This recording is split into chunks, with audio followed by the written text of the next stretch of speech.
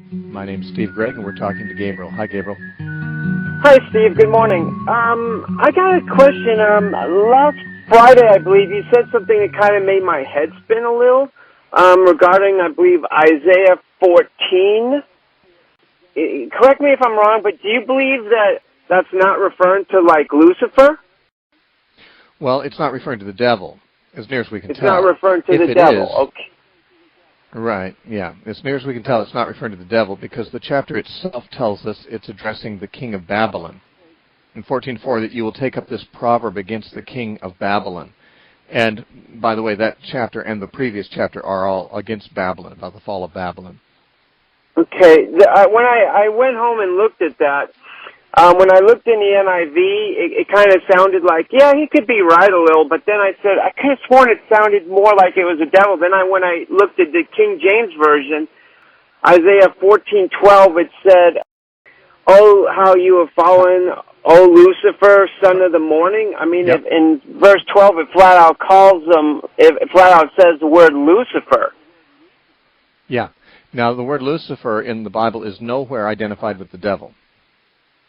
Okay, where does that come from that was the devil's name befell? Why is that so popular? Yeah, that's a good question. It's hard to know why that's so popular. The word Lucifer appears only one time in the Bible, and that's only in the King James Version and the New King James Version. That's in Isaiah 14:12. It does not, in that passage or any other passage, say that Lucifer is the devil.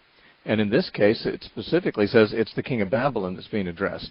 Now, Lucifer is just a word that means morning star. Okay? So when you looked it up in the NIV, or when you look it up in any modern translation, it will not say Lucifer. It'll translate it. It'll say morning star. The king of Babylon is being referred to as the morning star. Why? Well, that's just a poetic term of adulation to the king. Even Jesus is called the morning star, in Revelation chapter 22. So morning star is not a person's name. It's more of a term like your majesty, that kind of a thing. So somewhere back there in the early days of the church, somebody came up with the idea that this was about the devil. And yet there's nothing in the whole passage that mentions the devil.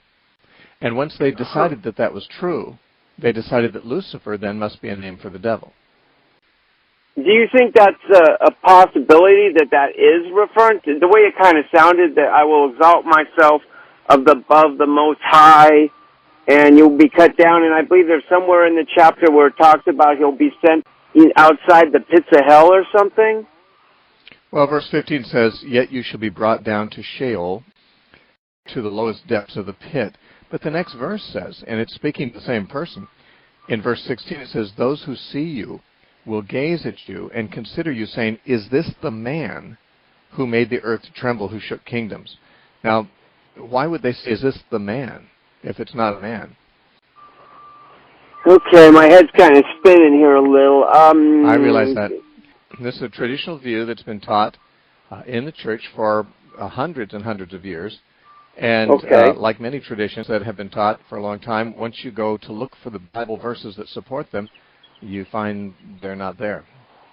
Why did that word get there? What's the purpose? What happened? Is that a mistranslation in King James? Why did that word get put there? In the Hebrew text, there's simply a word there that means morning star. But if I'm not mistaken, I think it was the Latin Vulgate that translated that into Lucifer, which means morning star. But then, for some reason, when the English translations were made, instead of translating that word, they just kept it as if it was a proper name. Are you like rock solid in your mind that this is basically not talking about the devil or Lucifer at all, or is there a chance that could be referring to the Lucifer and the devil? Well, I'll tell you, however I may be rock solid in my thinking doesn't really make a difference because I'm not the authority. If you look at the passage in the Scripture and see what it actually says, read the whole chapter, then you can pretty much decide for yourself. I would say if you take the chapter exegetically, which is the way you should take Scripture, that is, you exegete it, you look at what the words actually say and what they mean, you will not find any reason to assume that it's talking about the devil. Could there be a secondary meaning? Could it be talking about the king of Babylon, but in a secondary sense be talking about the devil? Well, for all I know, it could be, but I have no reason to believe that it is. In other words, how would we know if it doesn't say so? Yeah, check it out. Look for the word Lucifer elsewhere in the Bible, and try to find a place in the Bible where Lucifer is said to be the devil. Lucifer is not the name of anybody. But do your own research, and don't just trust me on this. Okay, thank you. I appreciate your time. All right. God bless you now. Okay, God bless you too. Bye-bye.